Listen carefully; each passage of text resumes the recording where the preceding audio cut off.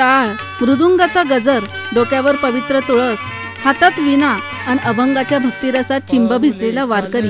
या भक्तिमय वातावरणात केंदूर पाबळ गावातील अग्रगण्य असलेल्या कान्होराज महाराजांच्या पालखीनं विठुरायाचं दर्शन घेण्यासाठी पंढरीकडे प्रस्थान केलं। पाबळ केंदूर या दोन्ही गावांमध्ये नगर प्रदक्षिणा पूर्ण करत ही पालखी पाबळ गावच्या भैरवनाथ मंदिरासमोर विसावली। यावेळी तेथे भजन केलं गेलं। या ठिकाणी वारीत सहभागी वारकऱ्यांना विविध दानशूर व्यक्तींमार्फत लाडूचा फराळ आणि बिस्किटे वाटप करण्यात आली।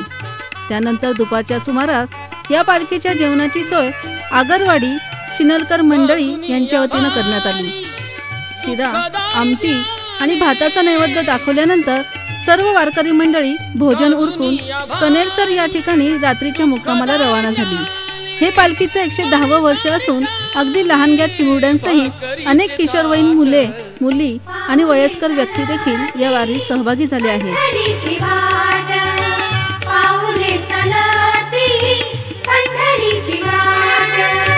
दुखी संसाराची तोडून या गाठ।